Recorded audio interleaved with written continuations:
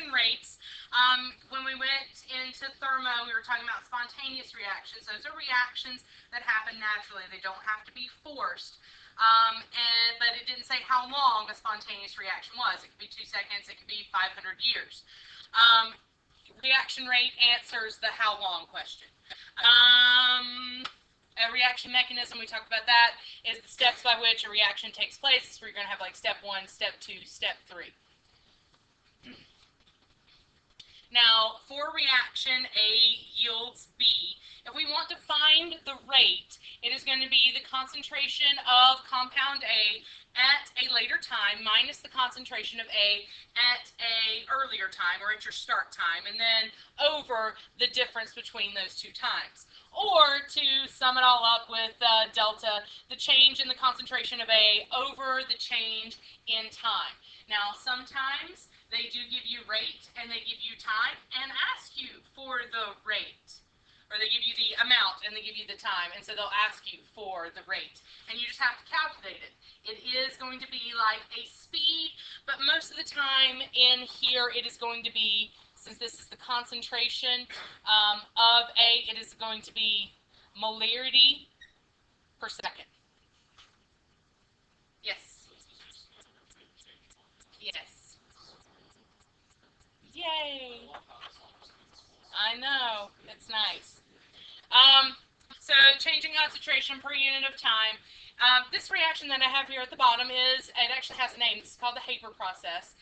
It's pretty revolutionary. We'll talk about it a little more in detail, but it's the fixing of nitrogen from the atmosphere into ammonia, which we can actually use in like fertilizer and things like that, because plants do need fertilizer, and being able to make it from the air into something that we could use was revolutionary for the agricultural business, and then we figured out how to make weapons. So it was awesome. So then everybody else was on board. All right. So you need to kind of have a general idea with reaction rates on what's happening. So in that Haber process that we were talking about, H2 is one of the reactants. So as the reaction proceeds, the concentration of H2 does decrease. Now, if I look at N2 is another reactant, and as time goes by, the concentration of N2 does decrease as well. Why does it not decrease as much as H2? I'm going to take it back to the reaction there. And it is something to do with that 3 coefficient. For every 1 N2 that's being used, it takes 3 hydrogens in order to create the ammonia. So the hydrogen is being used up at 3 times the rate that the N2 is. Does that make sense? And we can get that from the coefficients. All right. Now, the amount of ammonia. As time progresses, at first we had none because we only had reactants, and then as time goes on, we get more and more of that ammonia. Notice those lines do not intersect or do not meet up at the end. I have seen it on the AP exam where they ask you to draw a diagram and maybe give you these axes and ask to see what's going to happen to the concentrations. And what students want to do is they want to make it go down to a single point. It's not the case here. All right, they don't have to have equal amounts, and you would need to draw it so that N2 isn't used up as much as H2 is. And if we had more products, you would also want those to be related as well. Does that make sense?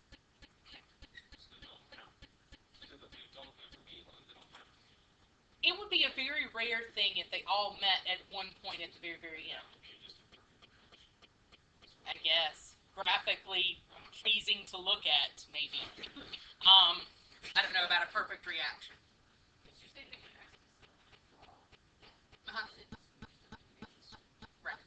Right. So you just need to have a general idea on how these graphs go. Okay. Calculating rates. Average rates are taken over long intervals. Instantaneous rates are determined by finding the slope of a line tangent to the curve at any given point.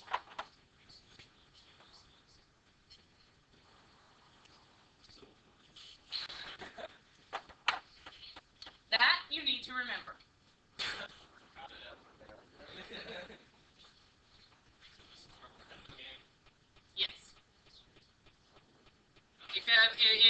had calculus, you're a little ahead of the game here. Most students forget what this word is. Slope of a line. Curve. That's usually what I get, all right? Tangent to a curve. I'll show you what that looks like here. Okay. So this is the average slope method. You have concentration at a particular time. You have another concentration at a particular time. Change of concentration over change of time, and that gives you your average. And this is the instantaneous slope method. This is a line tangent to the curve at any given point. Okay? Yeah. Now, defining rate. We can define rate in terms of disappearance of the reactant or in terms of the rate of appearance of the product. And they will switch it up on you.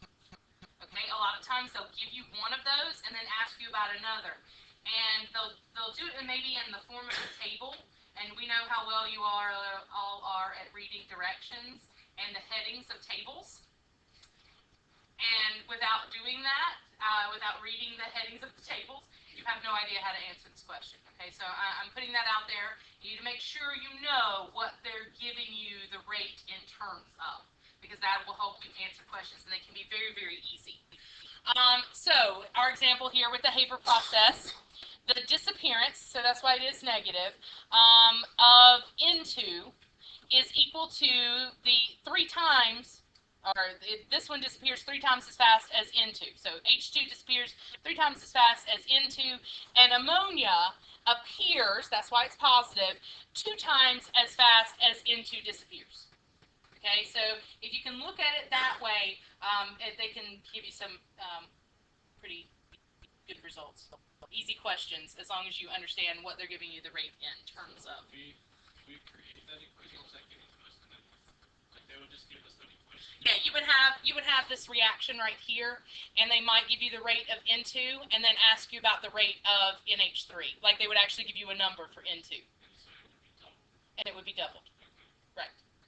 But if you had no idea that they were giving you the rate of N2, or they might switch it up and give it to you the rate of H2 disappearance, and then ask you about that one.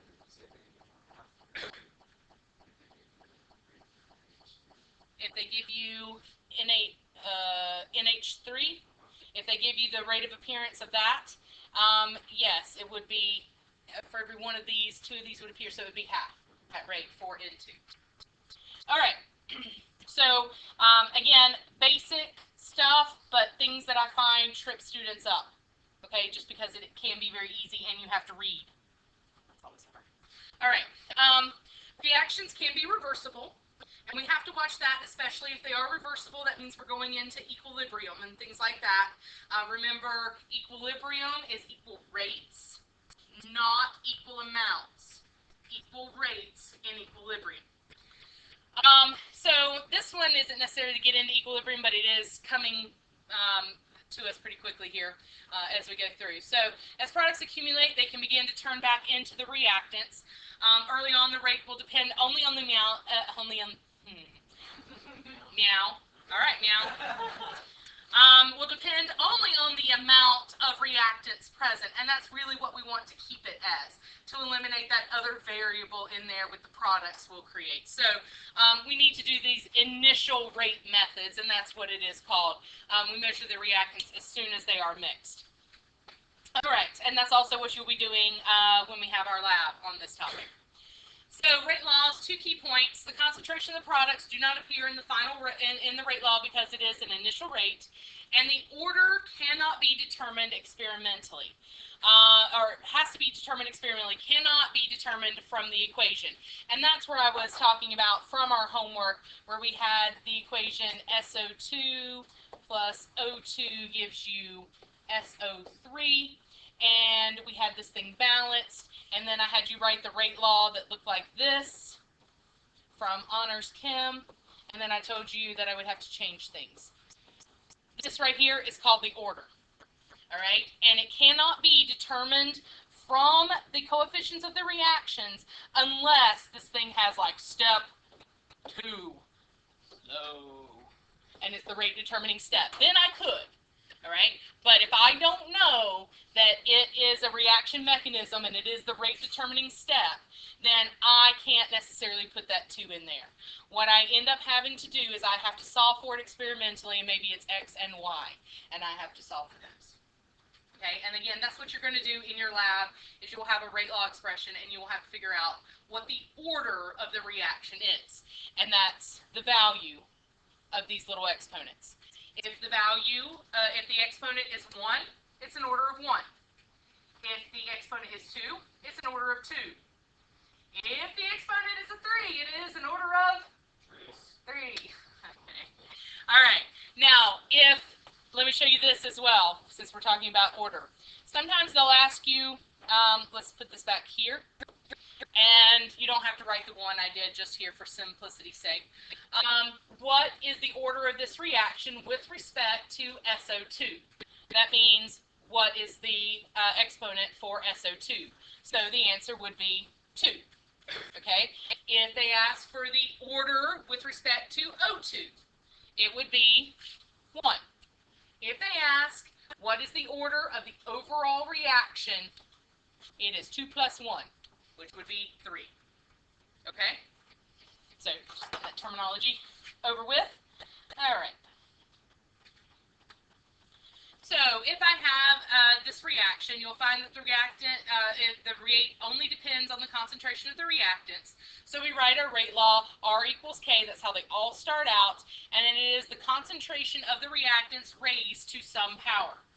And we talked about that all in from the homework that we had the other day, and we'll be talking about different ordered reactions. So method of initial rates. This method requires a reaction that can be run several times. Initial concentration of the reactants are varied, and you go about this with purpose. When you are designing your experiment, you design it in a certain way so that you make the math easier. And we'll talk a little bit about that as well, because we will be doing this in our lab. The reaction rate is measured just after the reactants are mixed and eliminates the effect of the reverse reaction. So we're going to work with this reaction right here. Now, you'll notice this is a nice, what type of reaction?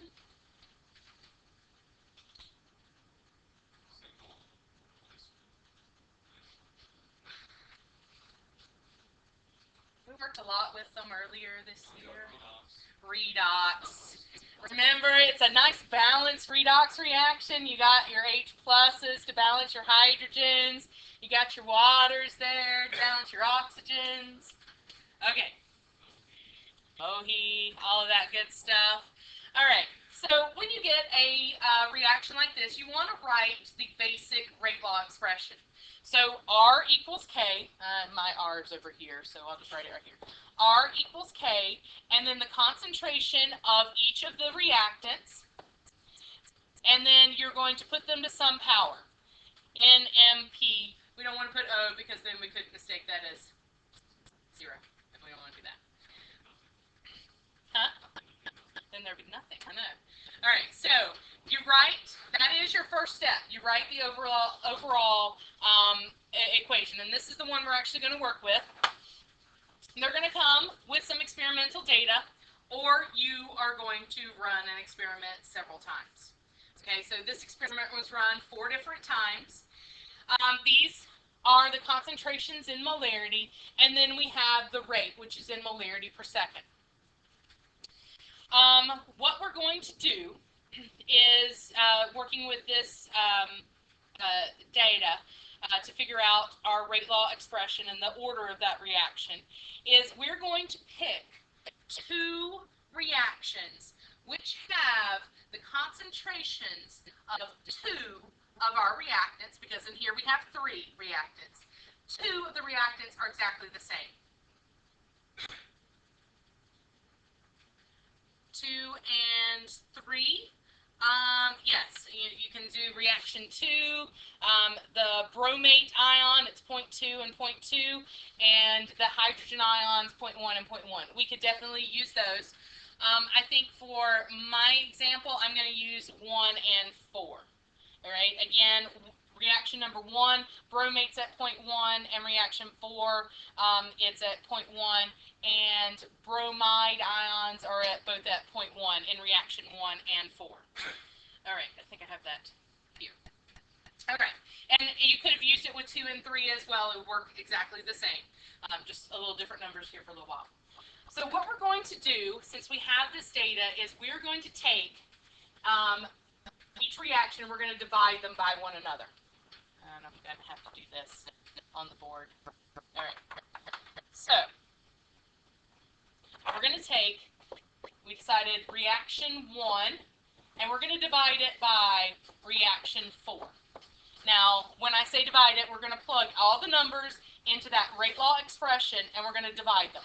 That way we can get things to cancel, and we can figure out what the order of the reaction is going to be. So,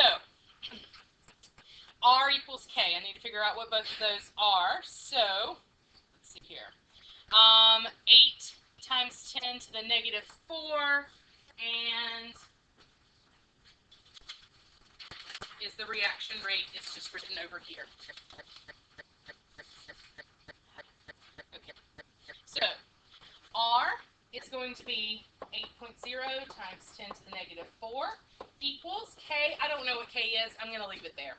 And my data doesn't tell me that, but we can figure it out at the end. Now, the concentration of my bromate ions in reaction 1 is 0.1 raised to the n power times bromide, which is 0.1 raised to the m power, and 0.1 raised to the p power. And I'm going to divide, that's all from reaction 1, from that data table, by reaction 4. Again, plugged in to the rate law expression. So the reaction rate for number 4 is 3.2 times 10 to the negative 3 equals K. And then I'm going to plug in the data from reaction 4. Bromate is 0.10 to the N. Bromide is 0.10 to the M. And then hydrogen ions are 0.2. Now, we can cancel things that are the same and make this a little bit simpler. So what can we cancel since we are dividing? Okay, out of here. Yep. Yay! Now we actually have numbers that we can work with. Notice there is an equal sign here and here. So, 8 to the negative 4 divided by 3.2 to the negative 3 is 0.25 equals, and then 0.1 divided by 0.2. What is that? I think we can do some mental math. 0.5 to the p power. So what does p have to be? We can also do this in our head, or at least should be able to. 2. A half times a half is a fourth.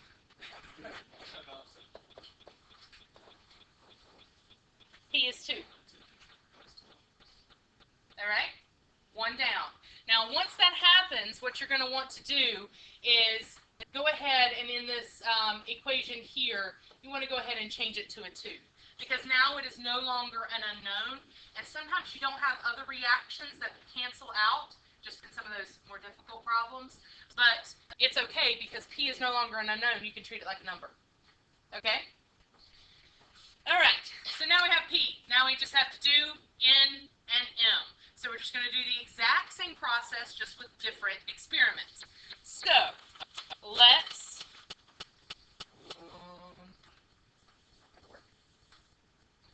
not going to work at all.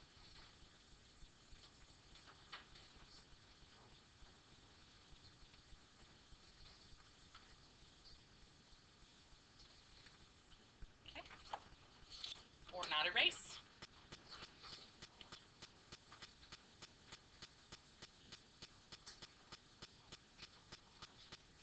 Okay.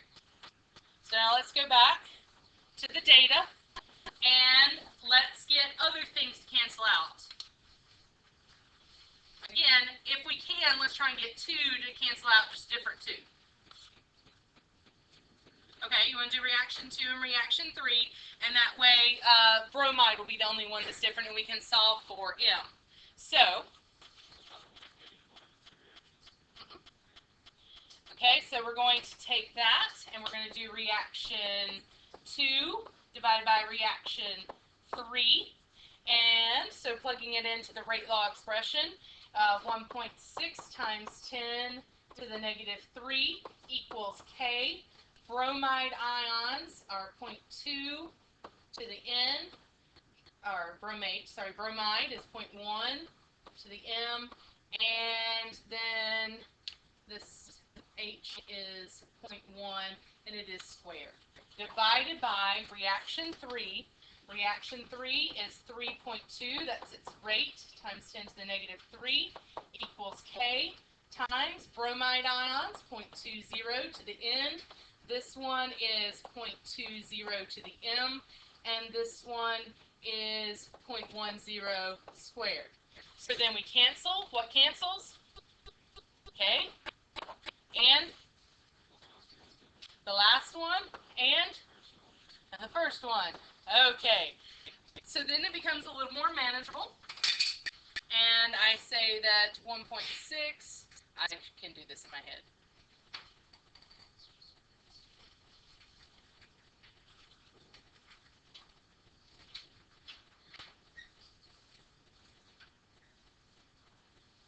Okay, so you get 1.6 times 10 to the negative 3 divided by 3.2 times 10 to the negative 3 is 0.5 equals, and then 0.1 divided by 0.2 is 0.5 to the M, so M has to be 1. And again, we'll change our rate law expression. And again. So, we now only have to figure out what bromate is.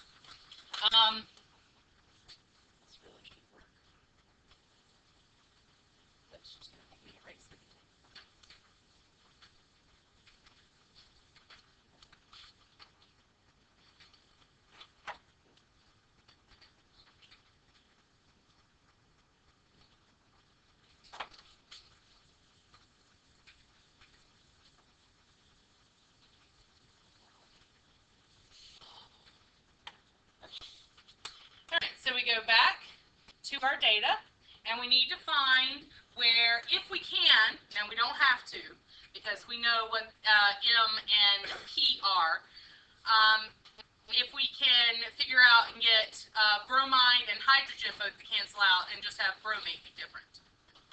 What reactions would we need to use there? Okay, 1 and 2. Yep, okay. So then we go back over here, and we'll do reaction 1 over reaction 2. And so reaction 1, 8.0 times 10 to the negative 4 equals K. Bromide, 0.1 to the N, or bromate, and this is 1, and this is 2. Then over reaction 2, this is 1.6 times 10 to the negative 3, K. Then we have 0.2 to the N for bromate, and bromide is 0.10, and hydrogen's 0.10. Okay, so what cancels now? Okay, and then bromide and hydrogen. So that makes it a little more manageable. And 8 times 10 to the negative 4 divided by 1.6 times 10 to the negative 3. I get 0.5 equals 0.1 divided by 0.2 is 0.5 to the N, so N is 1. Yeah, but not too bad. Be faster if I didn't have to talk. Not awful. Okay. Often, what follows this, and I think that ends the notes, at least that I gave you guys. So now we have our rate law expression. R equals K. We know what each of the exponents are. So what order is this reaction with respect to bromate? 1. What order is this reaction with respect to bromide? Okay, or first order. And what order is this reaction with respect to hydrogen? 2. What order is this reaction overall? 4. We add up all those exponents. All right, the only thing that we have left unknown, which we now can solve, is K. And often that is a question on the AP exam. Once you go through all this, then they want to know what the value of K is. So, that's easy. Very, very easy. You now have the rate law expression, and you have a whole bunch of data. Pick one and plug it in. Okay? Reaction 1. All right. So let's do reaction 1.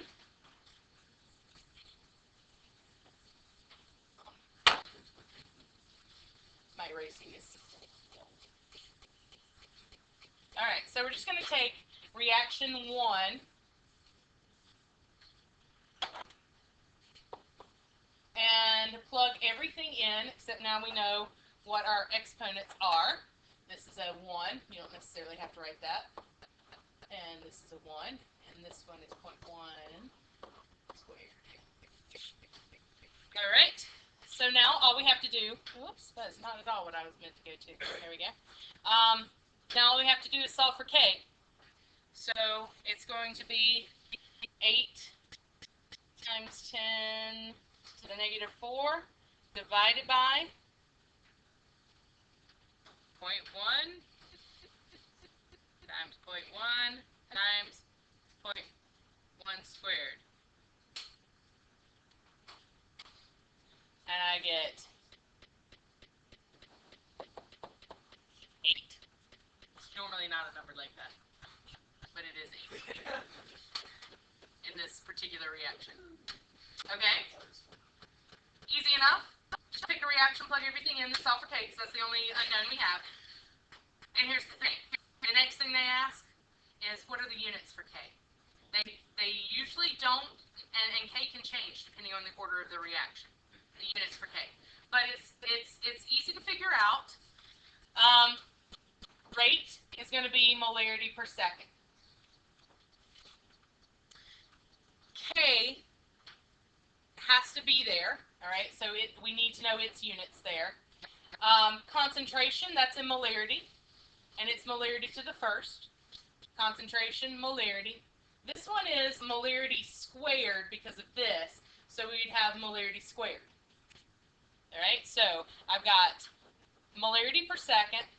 We need to know what K is going to be, and then it's going to be multiplied by molarity times molarity times molarity squared.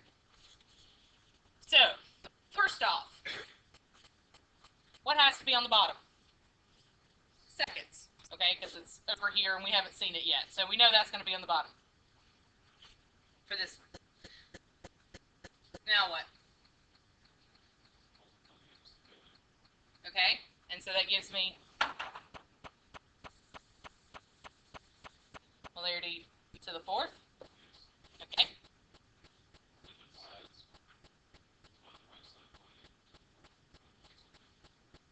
Okay.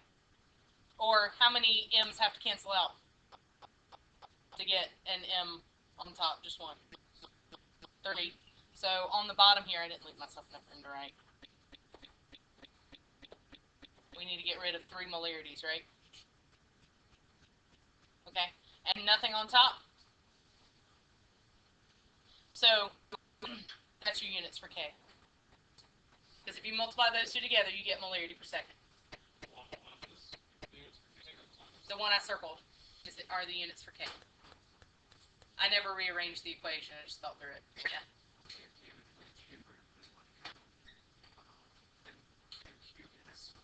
Oh, yeah. It'll either be written like this, or it'll be negative 3s negative 1. That's also an appropriate way to write it. But this is one thing where they are very specific on what are the units for K. And they will ask that question, and it is worth point value. Or they'll say, what's the value of K? Include units. And if they say include units, that means there's point value tied to those units. Yes? I would still do it because, again, that might be where secret points come from or something like that. I know it doesn't.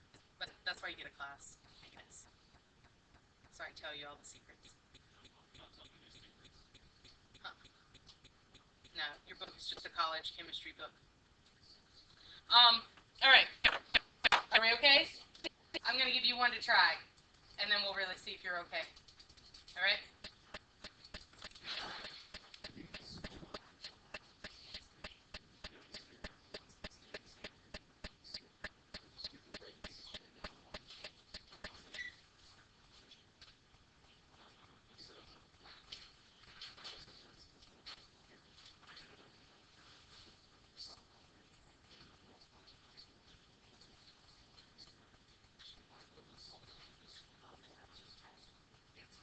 Okay. I'm gonna give you some data, and I want you to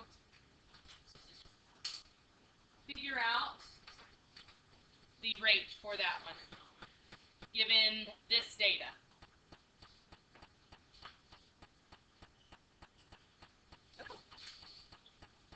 I want you to write the rate law expression.